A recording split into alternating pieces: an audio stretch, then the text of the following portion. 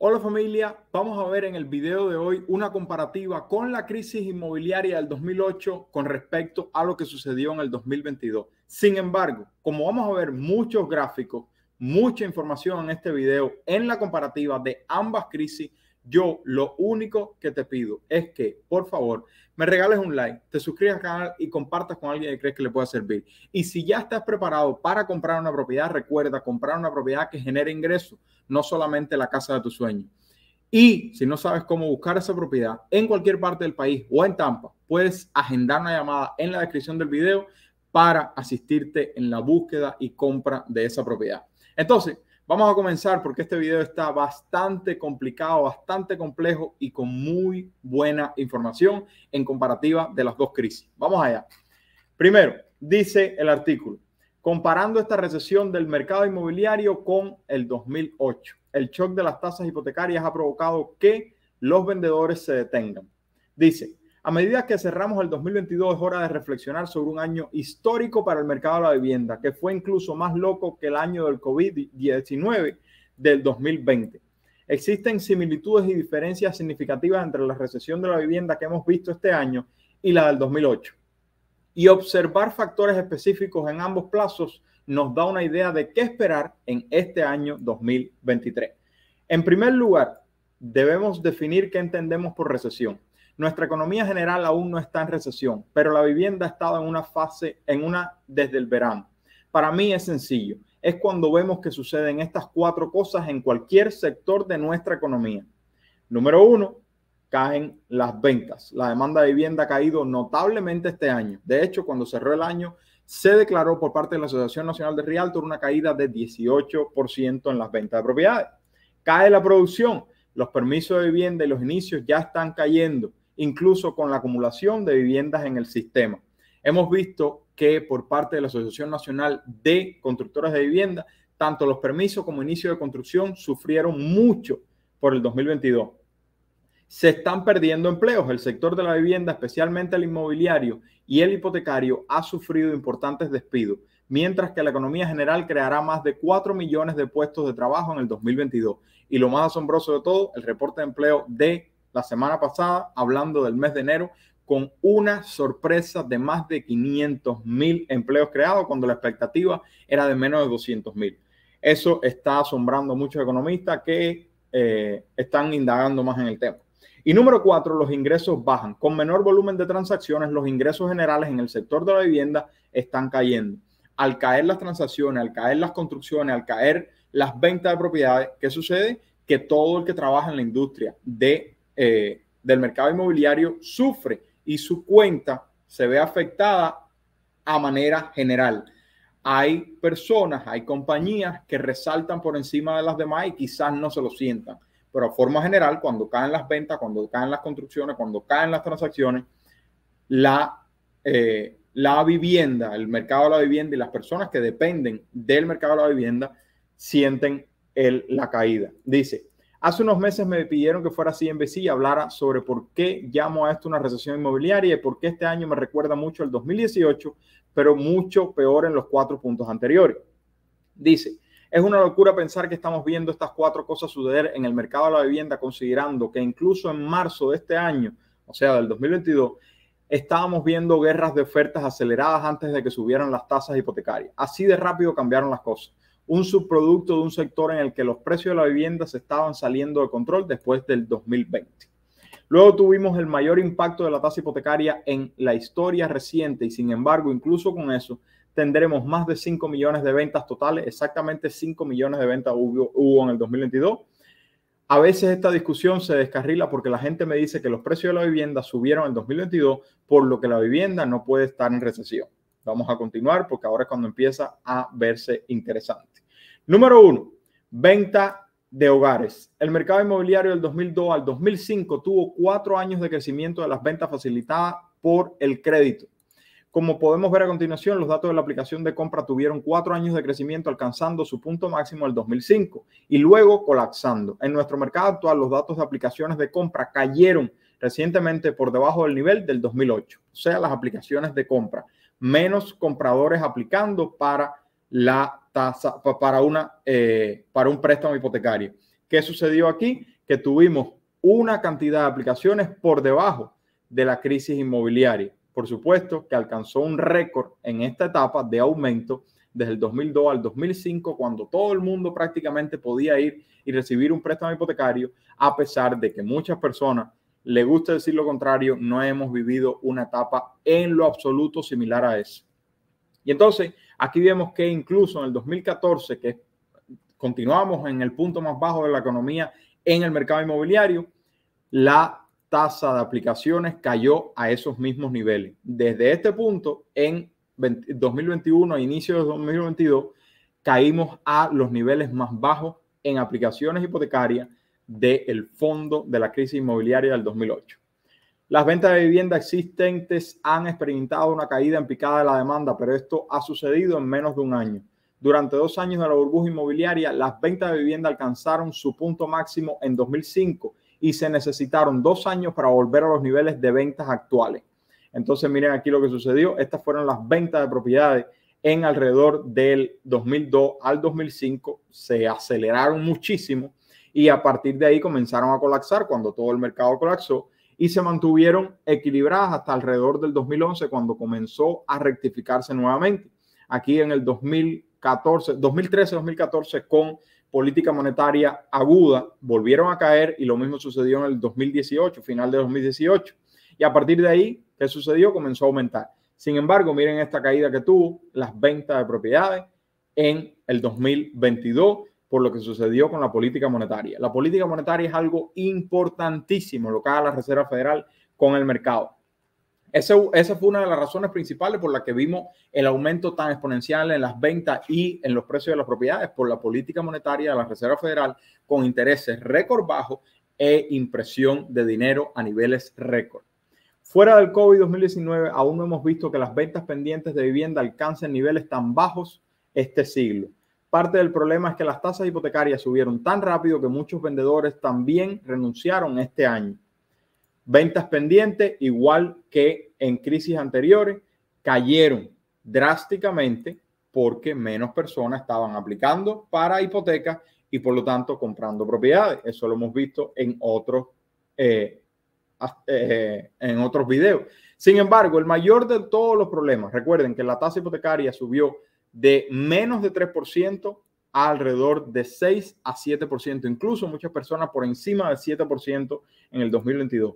El mayor problema de todos en el mercado inmobiliario del día de hoy, el inventario de vivienda. Vamos a ver qué ha sucedido con el inventario de vivienda, porque este es el cambio más drástico de todos y estas son muy malas noticias para ambos lados, tanto comprador como vendedor, pero sobre todo para el comprador. El vendedor todavía tiene ganancia en esta situación porque hay menos competencia de propiedades.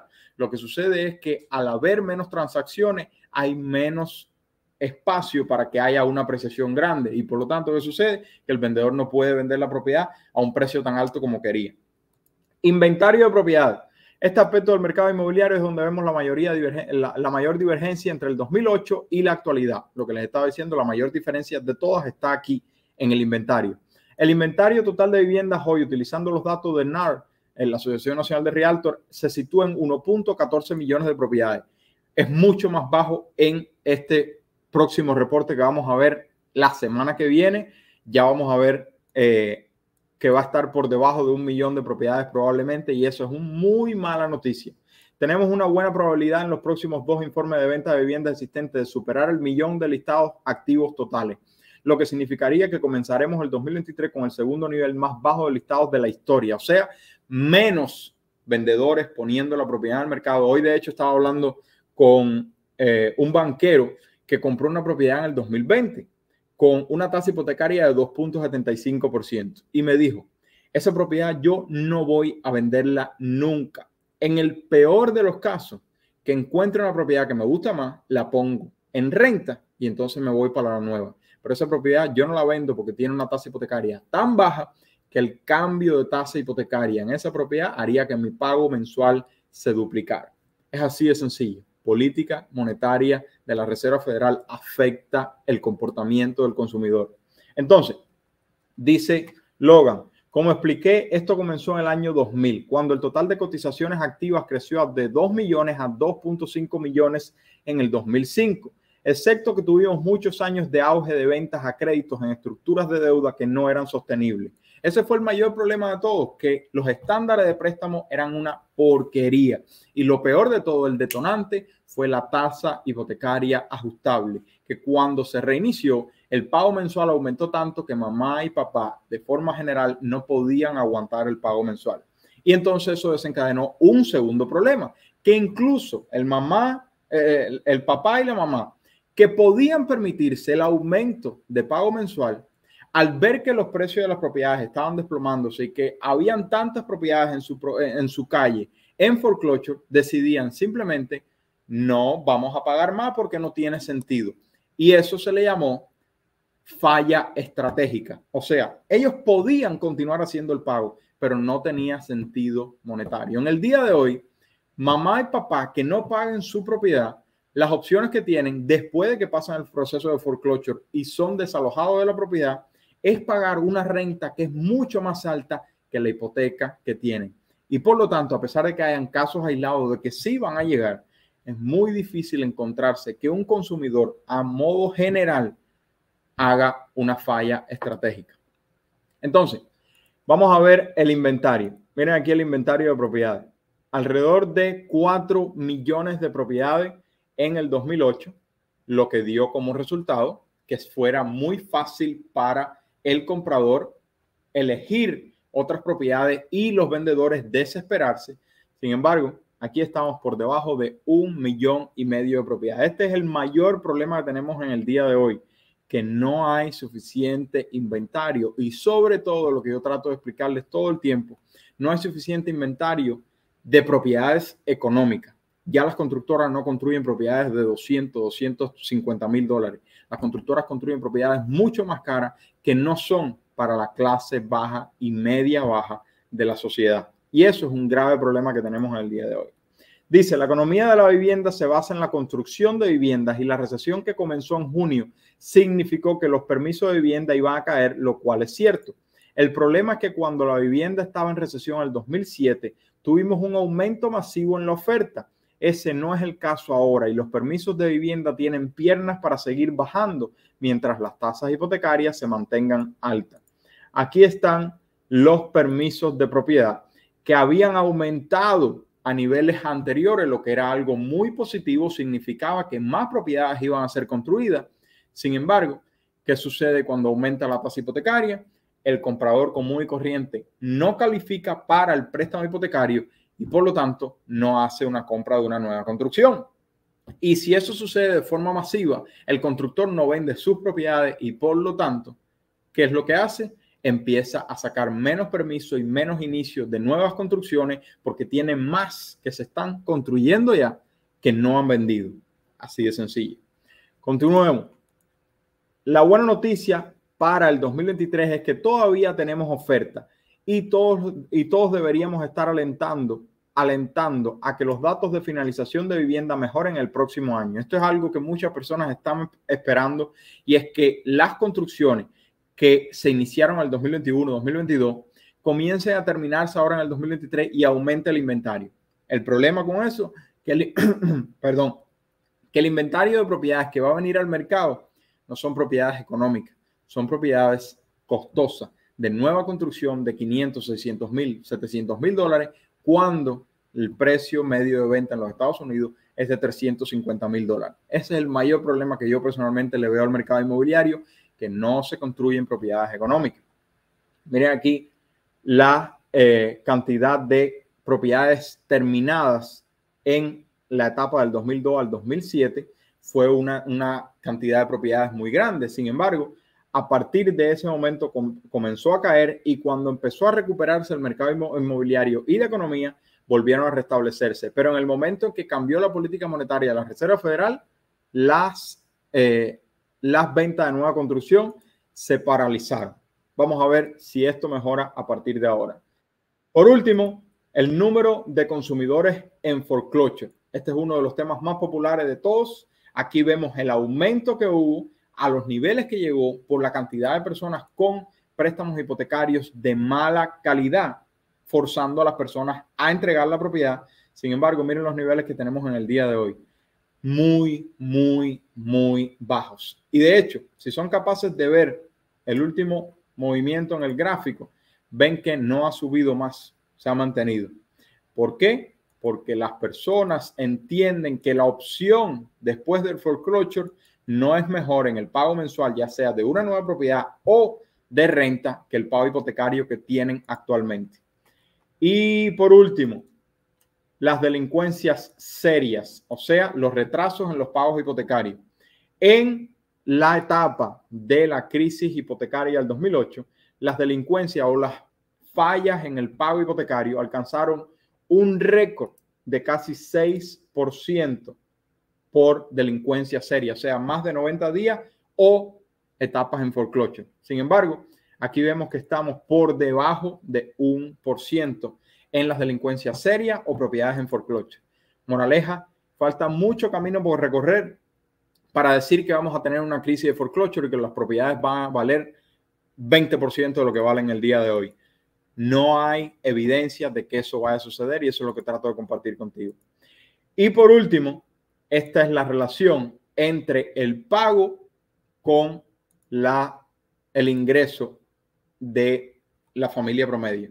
Aquí vemos que aumentó la relación entre el pago, el DTI, el famoso DTI, la relación salario-deuda, aumentó haciendo que la familia promedio estuviera muy atareada con el pago mensual. Sin embargo, en el día de hoy, las hipotecas que hay de hoy en el pasado tienen una presión de pago mensual muy baja comparado con los niveles del 2008.